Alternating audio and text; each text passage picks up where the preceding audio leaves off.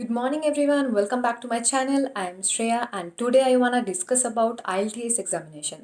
So at first मैं IELTS examination के बारे में बताना चाहती हूँ कि एक्चुअली में होता क्या है, क्योंकि बहुत सारे लोगों को आइडिया नहीं है.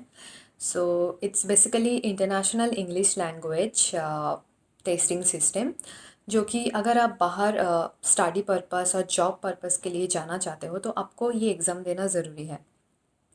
For example Canada, UK, Australia और भी बहुत सारे कंट्रीज़ में जाने के लिए आपको आइल्स एग्ज़ामिनेशन में अपीयर करना होगा.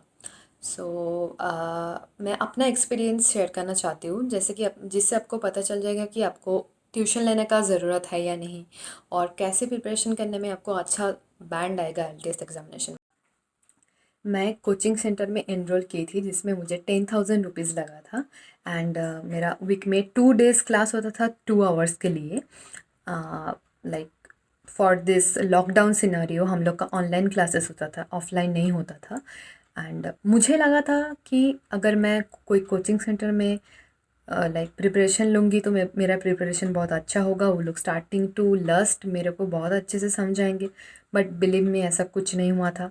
द फर्स्ट डे वो लोग just exam pattern and timing के बारे में डिस्कस किए थे. हम लोग गूगल मीट में ज्वाइन करते थे. देन जो हम लोग को जो टीचर थे उन्होंने हम लोग को रीडिंग एंड राइटिंग पार्ट से कुछ टास्क देते थे. एंड देन हम लोग एक टाइम पीरियड के अंदर वो टास्क कंप्लीट करती थी एंड उन्होंने राइटिंग आई मीन आंसर के बारे में डिस्कस करते थे. That's it. And for the listening and sorry the speaking and the writing part, मैं सच बोलूँ तो मेरा ऐसा कुछ हेल्प नहीं हुआ था कोचिंग के through. Just because of teacher कभी कभी स्पीकिंग टेस्ट के लाइक स्पीकिंग टेस्ट के क्वेश्चन पूछते थे.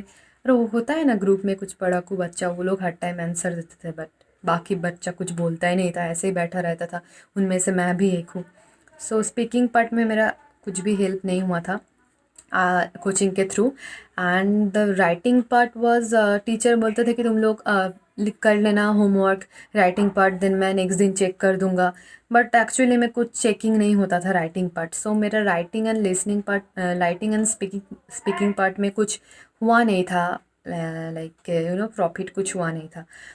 वो मेरे को खुद से करना पड़ा था. बट या लिसनिंग एंड रीडिंग पार्ट मेरा लाइक प्रिपरेशन हुआ था थ्रू कोचिंग. सो अगर आप नहीं लेना चाहते हो कोचिंग तो इट्स एब्सोल्युटली फाइन. मेरे कोचिंग में जो ई बुक्स प्रोवाइड किए थे वो लोग, and Cambridge audio scripted provide किए थे. It was really nice and helpful. तो आपको बेसिकली प्रिपरेशन के लिए एक ई बुक एंड ऑडियो फोल्डर का ज़रूरत है. एंड आप अगर ई बुक फॉलो करके एवरी डे प्रैक्टिस करोगे एंड कुछ यूट्यूब से कुछ वीडियोस देख लोगे तो 1 मंथ में तो आपका अच्छे से प्रिपरेशन हो जाएगा. मतलब कुछ प्रॉब्लम नहीं होगा. और आप इंग्लिश में अच्छा हो तो और भी अच्छा है. आपका वोकेबुलरी अच्छा है तो फिर तो और भी अच्छा है, ईजिली हो जाए. So basically my speaking part was really great. मैं इतना एक्सपेक्ट नहीं की थी कि मेरा इतना अच्छा होगा, बट मेरा अच्छा गया था. And the listening and writing part भी मेरा बहुत अच्छा हुआ था. बट मेरा रीडिंग पार्ट में थोड़ा प्रॉब्लम हुआ था, because you know what 1 hour time के अंदर एंड 3 अननोन पैसेजेस. एंड मैं सेक्शन 3 से स्टार्ट की थी, तो मेरा जो पैसेज था उसमें थोड़ा प्रॉब्लम हुआ था मुझे, क्योंकि अननोन था टोटली मेरे लिए एंड कुछ वर्ड्स भी अननोन थे.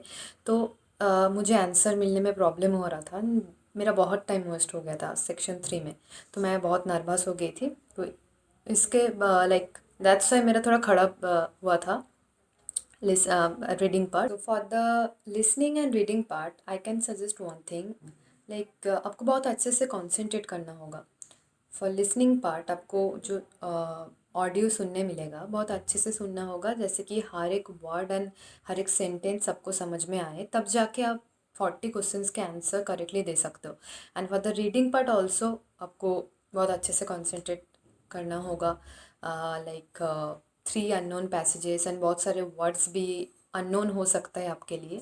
सो आप अच्छे से कॉन्सेंट्रेट करके नहीं पढ़ोगे तो नहीं हो. Listening and reading part, concentration is very much important.